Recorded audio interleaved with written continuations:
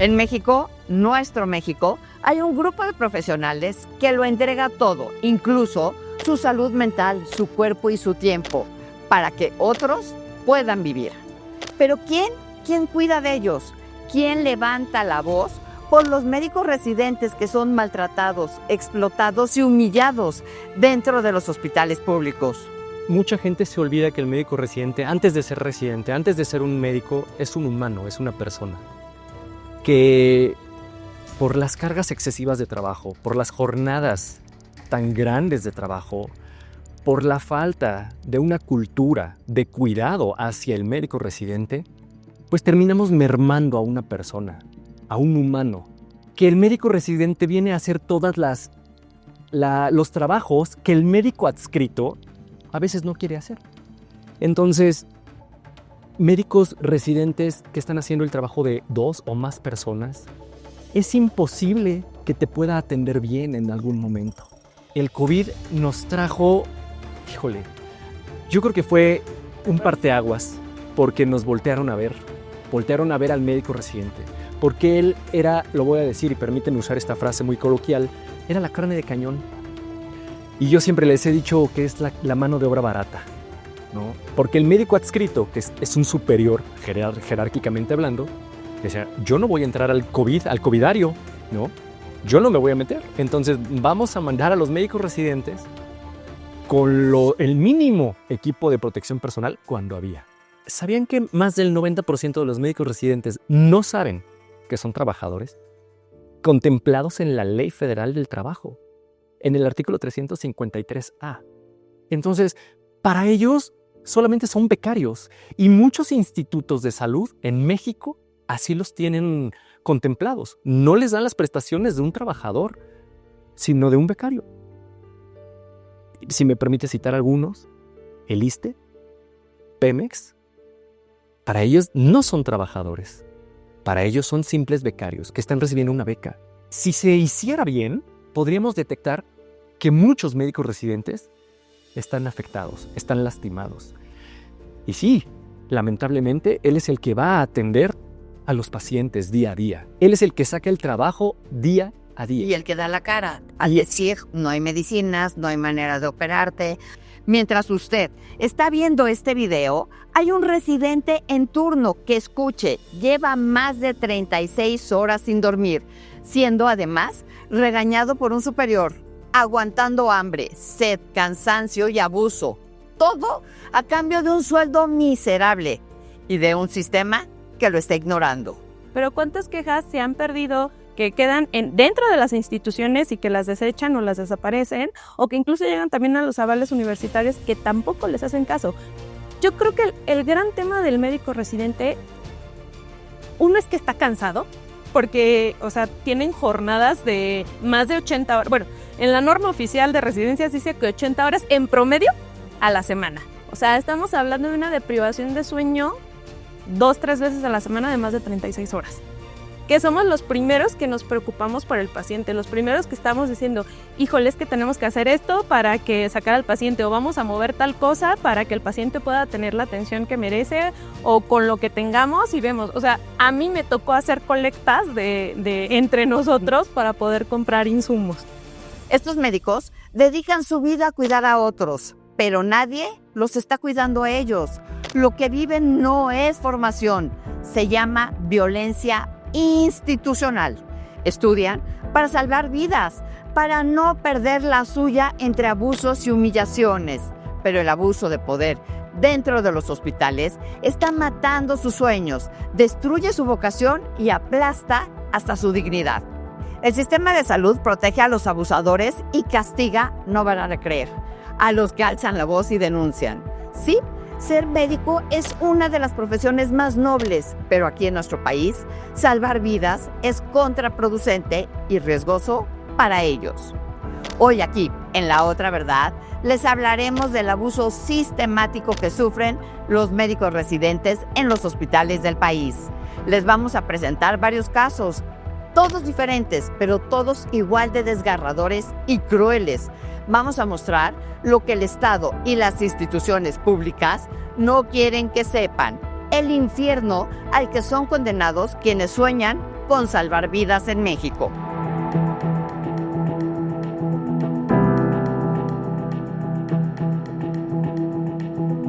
Soy Juan Pablo Cervantes, soy médico. Fui médico residente en el Hospital Central Sur, o también conocido como Picacho. Fui residente de la especialidad de cirugía cardiotorácica casi 3 años, y pues finalmente fui rescindido en lo que fue pues un asunto muy injusto. Lo que viví ese año, prácticamente un año completo, fue acoso, fue discriminación y fue abandono médico.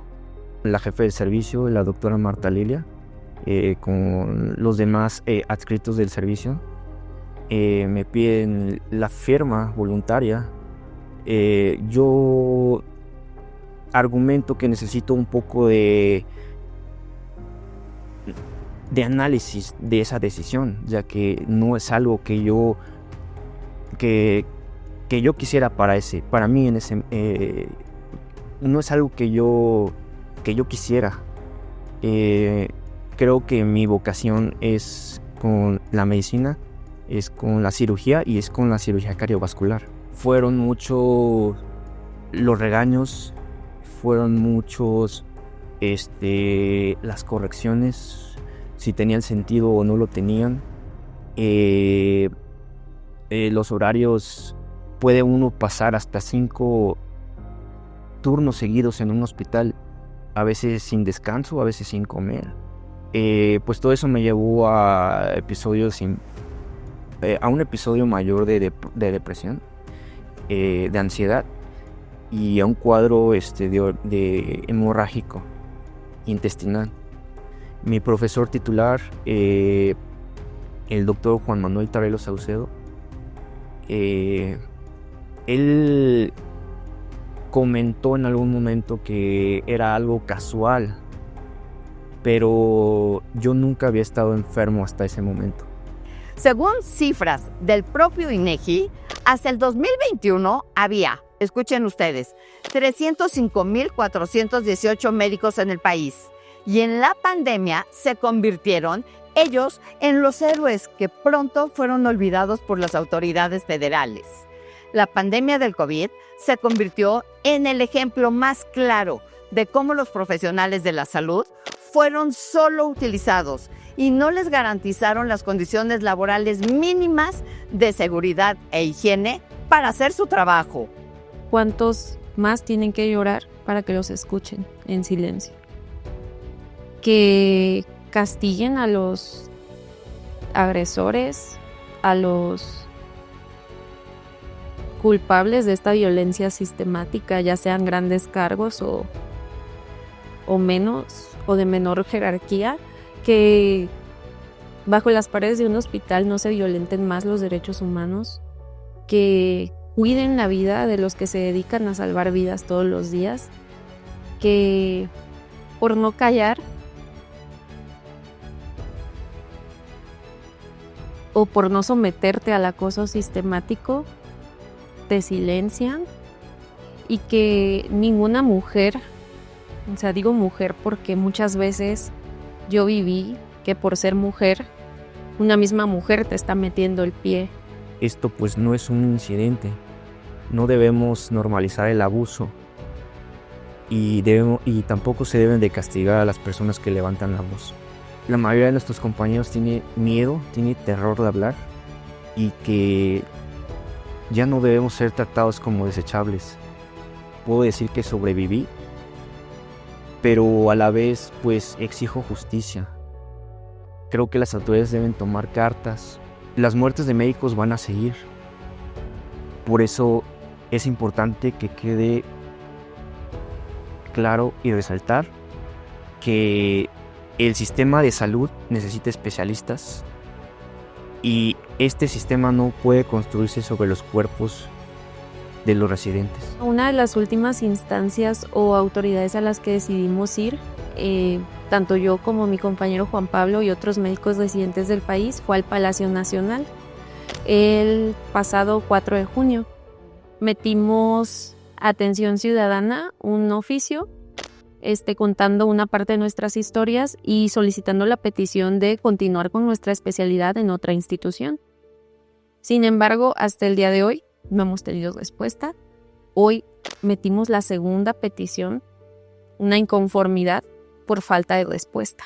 Un grupo de estudiantes, entrevistamos a 2 de ellos, después inmediatamente ya se acercaron un grupo de, pues ya casi eran como unos 10, y ellos, bueno, Paula Palomares, que nos explicaba una residencia de cirugía, la realizaba en cardiotorácica en el INER, en el INER, denuncia pues que ha sufrido toda serie de amenazas de muerte, violencia de género, falta de apoyo por parte de la administración y de la UNAM, así es que busca ayuda para reubicarse en otros hospitales, completar su especialidad porque estaba a 1 año de terminar, destacando que su caso pues refleja problemas de pues más amplio abuso que no se ha explorado, discriminación y formación y que simplemente se ha venido ignorando. Así fueron relatando cada uno su propia situación, y en el caso de Juan Cervantes, él es ex residente de cirugía igual en Pemex, denuncia acoso, maltrato, que incluso se vino a exponer con todavía la administración del presidente Andrés Manuel López Obrador, pero hasta ahorita, bueno, vuelve otra vez a sufrir esta situación y en pocas palabras pues critican corrupción y falta de ética en la enseñanza médica y que bueno, si el país está carente de especialistas, son varios, ya le digo que van a entregar hoy una carta en Atención Ciudadana que no han podido terminar y que piden apoyo de su parte, presidente. ¿Todos son del INER? No, unos son de Pemex, unos son del INER, o sea, son diferentes instituciones, pero no han podido terminar. Sí. En el 2020, la organización Mexicanos contra la Corrupción y la Impunidad evidenció que el personal médico murió 6 veces más que en China por el virus. Sí, por el COVID. Durante los primeros 4 meses de pandemia, el gobierno del entonces Andrés Manuel López Obrador, del presidente, anunció la contratación de 50,000 médicos y enfermeros para supuestamente atender a todos los mexicanos. Sin embargo, casi 5 años después, las promesas, cosa rarísima, para garantizarles certidumbre laboral, aún siguen sin cumplirse. Vamos, con el sello bien impregnado de la 4T. Algunos grupos demandan la basificación de trabajadores que se encuentran en situación de precariedad laboral y otros más el cumplimiento de sus pagos. Estaba haciendo mi especialidad en medicina interna en Hospital General ISSSTE de Villahermosa, Tabasco. Durante los 2 años que estuve ahí, pues sí fui víctima de acoso laboral, acoso sistemático, humillaciones públicas y todo se traduce en violencia por parte de los profesores de la especialidad, compañeros residentes de mayor jerarquía y también por jefe y coordinador de enseñanza del hospital. Ellos disfrazan, o al menos todo este tiempo, o sea, el sistema de salud así es, o sea, de salud pública es de que yo te trato así y tú tienes que tratar así al de abajo, porque igual si tú no como mantienes todo en orden, o sea, el castigo o las consecuencias vienen para ti. Por ejemplo, mi profesor titular decía que a él de pendejo no lo bajaban y que no por eso él estaba traumado. Sin embargo, él siempre nos decía que, pues nos decía que ya nos iban a dejar de pijamada. Eso significaba que nos iban a dejar guardados en el hospital. Entonces, nos decía para que dejen de estar de flojos. O sea, flojos, pues flojos es no hacer nada. O sea, flojos veíamos, ¿qué? Más de 40 pacientes, todavía hacíamos nuestras clases. ¿40 pacientes cada cuánto? Diario hospitalizados. El profesor de la especialidad se llama Seth Aguilera. La profesora adjunta, Gabriela Romero. Y el coordinador de enseñanza es Alex Martín Gallegos. Es triste porque el hecho de que yo haya alzado la voz, o sea, en un inicio me sentía muy triste, pero o sea, ahora me doy cuenta que no soy la única. O sea, muchos médicos viven esto en el país día a día y al menos que yo conozca, sí son al menos como unos 20. Y yo sí me siento decepcionada, me siento con impotencia porque por el hecho de no callar la voz o el hecho de no someterte al acoso sistemático, pues me dio esta consecuencia. O te dejas y sigues y terminas y ya, o sea, cumples con tu sueño de ser profesionista y todo, pero todo esto sigue. O sea, ¿cuántos médicos no se han quitado la vida? Y yo creo que al menos por la cabeza de todos sí ha pasado.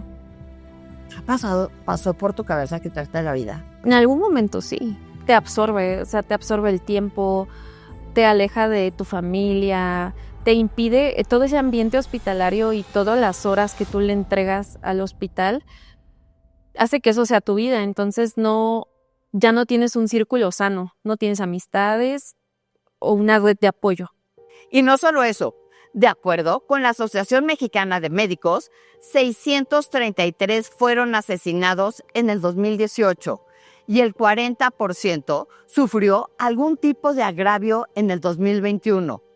Violencia institucional, psicológica, laboral y de género es parte de lo que tienen que enfrentar a diario los médicos residentes.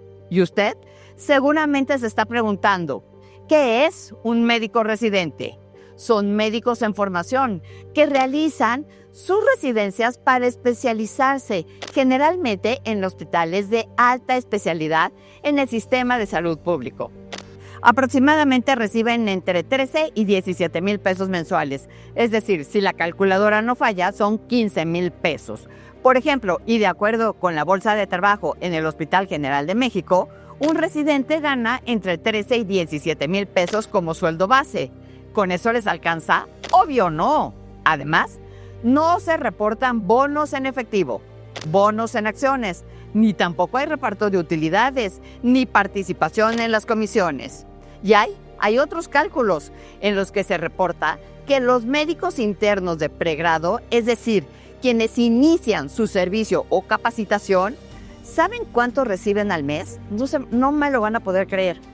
Entre 2,000 y 2,400 pesos al mes. ¿A poco no le dieron escalofríos? ¿O se enojó? Pues los ninis ganan 5,800 pesos bimestrales por no hacer absolutamente nada. De las 36,000 plazas que ahorita se están ofertando de residencias médicas, que hay que recordar que esto también se aumentó en número en los últimos años, actualmente tienen hasta un 30 o 35% de vacancias de residencias, ya que se dan de baja debido precisamente a los sistemas violentadores, la falta de educación y la falta de que los insumos y del soporte hospitalario, ¿no? O sea, de la infraestructura hospitalaria, que evidentemente no van a dar resultados en una buena formación de especialistas médicos. Ante los órganos internos de control de todas las instituciones y del resto de las instituciones que tienen residentes, incluso de la Marina y el Ejército, han aumentado estas denuncias formales ante las instituciones y que en todos los casos siguen haciendo omisión de contestar o dar seguimiento. Pero bueno, esto no es lo peor. Los médicos cubanos que el gobierno federal mandó a traer durante la pandemia tienen también mejores condiciones que los médicos residentes mexicanos. Tan solo déjeme decirle que en el 2020 el gobierno de la Ciudad de México pagó a los supuestos 585 médicos cubanos que vinieron en 3 meses, ¿sabe cuánto? 255,873,177 pesos. Esto es mucho poco.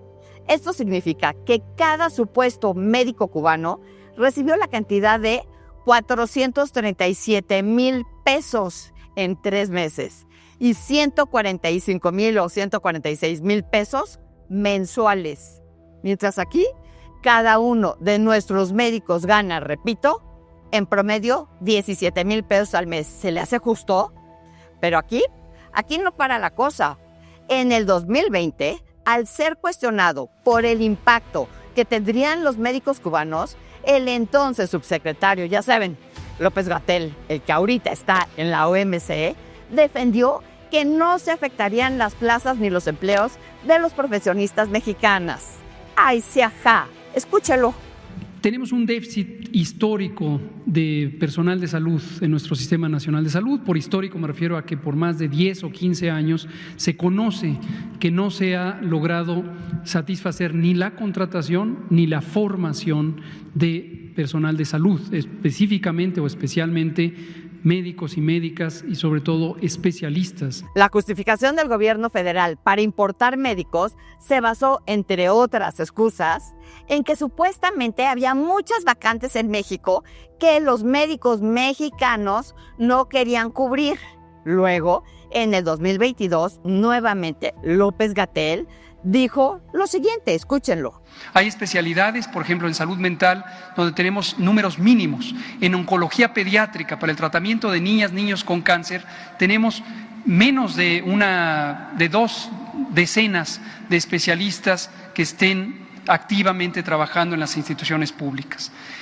Necesitamos esos especialistas con urgencia y ese es el propósito de hacer este tipo de contrataciones externas para tener un mecanismo inmediato. Sin embargo, y de acuerdo con los registros del IMSS, desde el 2022 han llegado a México 552 médicos cubanos a 12 estados de la República y en enero de este año se sumaron 68 más para trabajar, dicen ellos, en Colima, Guerrero, Michoacán, Morelos, Tlaxcala, Oaxaca, Veracruz, Campeche, Nayarit, Sonora y Zacatecas.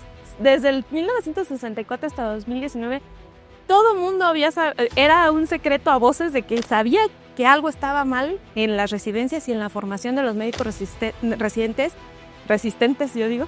En el 2022, el presupuesto total asignado para el sector salud en el proyecto del presupuesto de egresos de la Federación ascendió a 816,000 millones de pesos, lo que representó un aumento del 14.5% en comparación con el 2021. ¿Qué hay que hacer? Yo creo que empecemos con una política real de cero tolerancia. De cero tolerancia al abuso. Evidentemente, que sea un abuso que se investigue, que sea comprobado, que no se base únicamente en el dicho de alguien, ¿no? Que sí, los hospitales, los jefes de enseñanza, las administraciones, las direcciones, en verdad investiguen cualquier denuncia. Que existe un protocolo de atención a los médicos residentes que sufren algún tipo de violencia. Que se respeten las normas oficiales que existen, que regulan al médico residente, que se respete y se reconozca al residente como un trabajador. La norma oficial mexicana establece que todas las acciones y actividades que desempeñe un médico residente siempre deberán de ser supervisadas por un superior. Llámese médico adscrito, director, jefe del servicio, titular del curso, lo que sea. Ahí la propia norma oficial mexicana está deslindando de responsabilidad al médico residente que está en formación, que está aprendiendo. ¿Por qué? Porque debe de haber un superior siempre ahí. Nos dejan al aire sin protección y muchas veces sin supervisión, y es como incluso el actuar ante esta necesidad que también vemos dentro de los pacientes, que si empezamos a darle voz y a escuchar a los actores que el día a día están ahí y de los más vulnerables, porque dentro del sector salud el médico de formación, el médico residente es la población vulnerable, y empezamos a trabajar en reformarlos a ellos, vamos a empezar a cambiar el sector salud. Porque yo creo que lo más triste del sistema, porque a mí me tocó verlo con mi pareja que a poco se ha dado de baja, no solamente les quitan las ganas de ser médico, les están quitando la vida. ¿Cómo vamos a trabajar o cómo vamos a tener un sector salud que merecen los mexicanos si el mismo sistema les está arrebatando eso? Y lo que va a escuchar ahorita lo va a dejar helado, porque déjenme decirles que la 4T en este 2025 en la Cámara de Diputados, sí, Morena, con el Verde y el PT, aprobaron 918,000 millones de pesos menos, es decir, un recorte a los recursos de la salud del 11% con respecto al 2024. No es un tema aislado, no es algo nuevo. Como dijo la doctora, hay un antecedente histórico que este eslabón tan importante de la cadena del sector salud en México está siendo lastimado desde hace muchísimos años. Y no hay que satanizarlo o colocárselo a alguien como responsable. Es el sistema, es un sistema de años que ha permitido y tolerado este tipo de abusos. En el 20 de noviembre, que obligaron a una residente a cambiar el piso de una oficina, de un consultorio. O sea, eso es impensable, ¿no? Hay residentes que han sido obligados a comprar máquinas de impresión, insumos, comida. Con este presupuesto, el objetivo de la administración de la presidenta Sheinbaum, según esto, es sostener el proyecto de atención como en Dinamarca, igualito como lo prometió López Obrador. Sin embargo, todos los mexicanos sabemos cuáles son sus prioridades y dónde están los discursos y dónde están las medicinas que nadie encontramos.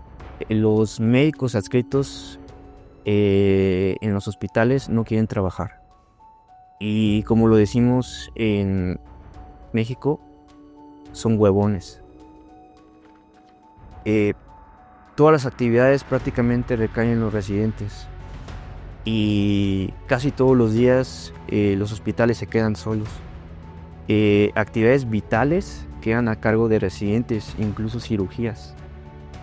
Yo creo que eso debe apuntarse, ya que es la calidad de atención que están recibiendo muchísimas personas en México. No me expulsaron por no saber, me expulsaron por no callarme. Hoy puedo decir sin pena los nombres de estas personas, porque pues lo perdí todo y pues no tengo miedo. El doctor Juan Manuel Tarelo Saucedo, el doctor Edgar Hernández y el doctor Daniel Molina fueron mis perpetradores. ¿Cuántos médicos más deben llorar en silencio para que esto termine? No más violencia, no más acoso, no más impunidad en los hospitales de México. Trabajaba yo en la Secretaría de Salud como médico legista. Esa era mi especialidad, y como médico del trabajo trabajaba yo en Pemex. Yo abogo mucho por la gente pues que tiene problemas en las residencias o como médicos internos, porque de verdad nadie los defiende. Nadie los defiende. A mí me tocó una época muy difícil y dura. Llega uno a estar emocionalmente exhausto. A veces hay mucha insatisfacción, tanto económica, en cuestión de trato. Se llega uno hasta a despersonalizar, baja autoestima, un agotamiento intenso, tanto mental como físicamente. Yo me volví casi como obsesiva compulsiva, ¿no? Porque yo, a ver, ya revisaste la lista de pendientes, esto, más esto.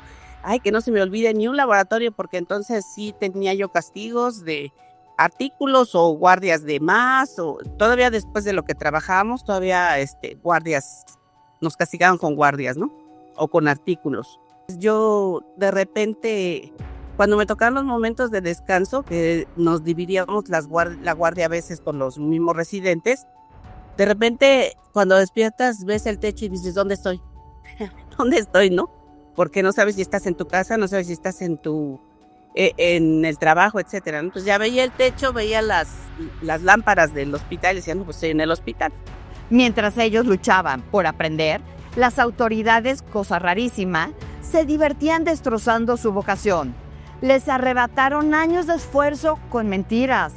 Todo por no quedarse callados y por no ser sumisos. Era médico residente de primer grado de anestesiología en el Hospital Central del Estado de Chihuahua.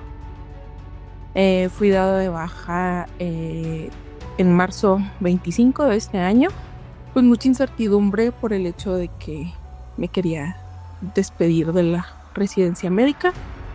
Cada error que cometíamos a partir de ahí era exhibido en las entregas de guardia en las mañanas.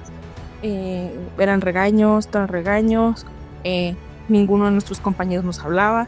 La doctora cada vez que nos hablaba era para regañarnos y avergonzarnos en público frente a todos nuestros compañeros. A la universidad pues de aquí del estado de Chihuahua, la Universidad Autónoma, nosotros pues presentamos toda la evidencia, donde no se nos evaluó de manera igualitaria y equitativa, en donde ella nos valoró de manera autoritaria.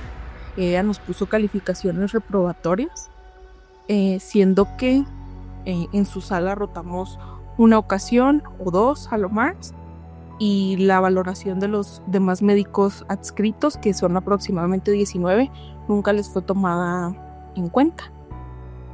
La UASH también nos cerró las puertas, nos dijo que ellos no podían reevaluarnos. Aquí en Secretaría de Salud también se nos cerraron las puertas, al igual que en el hospital, porque es un llamado a todo el abuso de autoridad que hay ahorita de los titulares, que la verdad es muy triste, pero pues entre ellos están coludidos y entre ellos se protegen, al menos aquí en el estado de Chihuahua, en el hospital central están protegidos desde el director, los mismos personas que están en el consejo de enseñanza de ahí del hospital, en donde ellos se protegen. De hecho, se hizo un consejo ahí, nos acercamos, enviamos un escrito, se le comentó en la mañanera, dijo que lo revisaría. Hasta el momento lo único que nos han revisado es darnos vueltas y echarse ahora sí que la batuta unos a otros, y pues no nos dan ninguna respuesta clara. El sistema de salud de México necesita especialistas y no se puede construir sobre los cuerpos rotos de sus residentes. Y voy a repetirlo. El sistema de salud necesita especialistas y esto no se puede construir sobre los cuerpos rotos de sus residentes. La violencia institucional no es una excepción, es una epidemia y esto no puede seguir así.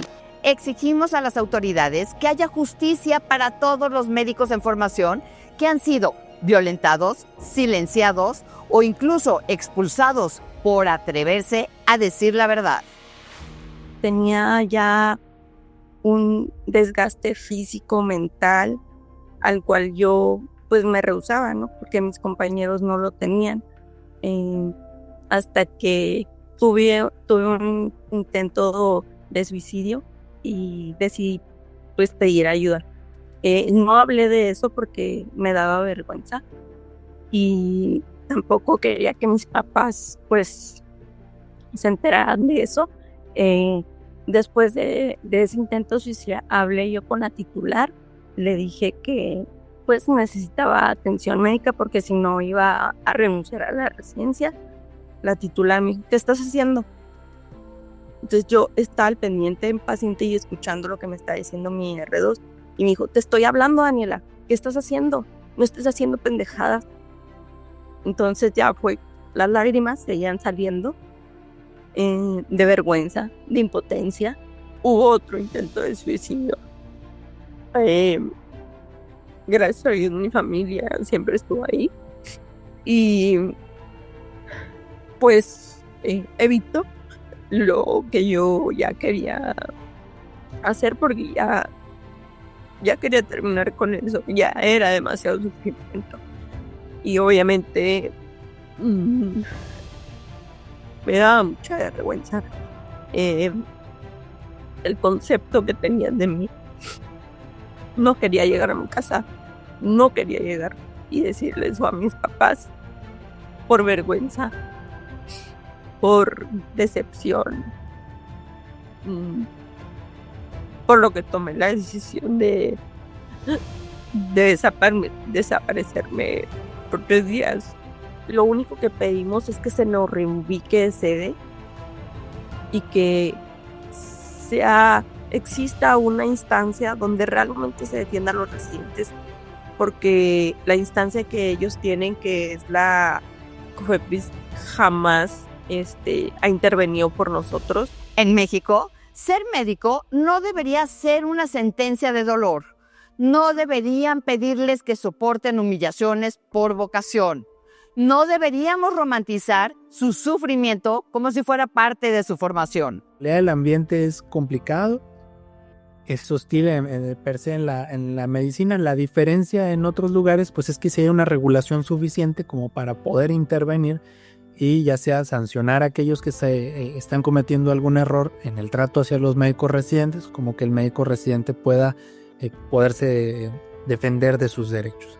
Mientras acá en México pues a veces solo algunos hospitales tienen toda esa estructura, pero la gran mayoría pues son empleados y estudiantes vulnerables frente al ambiente que fomenta el sistema. ¿Cómo una persona puede cambiar su autoconcepto producto de un ambiente con sus propios colegas. O sea, en realidad el acoso que recibió fue por parte de también médicos, también pediatras, ¿no? Se supone que son personas que atienden a otros seres humanos, que ven por el bienestar de los demás, y fue como lo más intenso que vi, porque en realidad pues la participación de esas autoridades también fueron de parte de la universidad, quienes fueron muy negligentes, y conforme esto influía, pues poco a poco iba evolucionando su salud mental. Y luego lo siguiente es arrepentirse incluso de ser médico. Entonces eso es lo que más me llama la atención de estos casos, cómo se puede por completo casi afectar la identidad de alguien, como de dudar de sus propias decisiones de haber sido o de emprender el plan de hacer una especialidad. Muchas veces atendemos solo la parte de la salud mental, ¿no? Ahora que hubo alguien que lamentablemente falleció por un intento de suicidio, se piensa que todo se va a acabar ofreciendo cursos o intervenciones o servicios a bajo costo, incluso gratuitos, de salud mental. Eso sí va a servir, pero para muy poco. La realidad es que mientras no cambiemos el contexto, estas intervenciones de salud mental para médicos residentes va a ser lo mismo que hacen centros de atención a víctimas y lugares como el DIF, donde atienden la salud mental de sus usuarios, pero como el contexto sigue siendo sumamente hostil y difícil, pues las cosas siguen igual. Entonces, lo mejor es meterse a las causas, a las raíces, visitar los hospitales, estar revisando ahí, desnudar un poco al sistema para poderlo arreglar, y no tanto solo irnos a las consecuencias de atender trastornos mentales, porque pues si no, esto va a seguir pasando, y la verdad es que es complicado, porque las condiciones del sistema pues favorecen mucho que a veces los trastornos se perpetúen. Lo que vimos hoy, aquí, en La Otra Verdad, no es un caso aislado, es un sistema corrompido que permite que los hospitales se conviertan en trincheras de abuso. Y mientras los políticos posan en bata blanca para la foto, los verdaderos médicos están cayendo uno por uno, no por falta de talento, sino por exceso de abandono. ¿Cómo es posible de que en los medios de comunicación, en sus mañaneras y todo, nos digan de que se necesitan médicos, que la Secretaría de Salud y todo lo demás necesita especialistas? Pues lo están entorpeciendo realmente. O sea, con la cantidad de bajas injustificadas no somos casos aislados. Están entorpeciendo que nosotros, médicos mexicanos formados aquí en el país, nos estemos optando para plazas de trabajo en el instituto. Bueno, muchas veces también inclusive llegan a postergar la entrega de estas mismas plazas. La 4T y Sheinbaum premiaron a Gatell en la OMS y a Ferrer del fracasado INSABI en la UNESCO. ¿Cuántos más deben de morir? ¿Cuántos más deben de callar antes de que alguien actúe? ¿Cuántos más van a renunciar a sus sueños para sobrevivir? Esto no es formación, esto es violencia institucional. Y si tú, médico residente, también crees que esto tiene que cambiar, no te calles, comparte, denuncia y únete, porque el silencio aquí también mata. Doctor David Kersenovich, Zoe Robledo y Martí Batres, exigimos una respuesta y acciones contundentes. La falta de medicamento está matando a sus pacientes y la violencia institucional está matando a los residentes.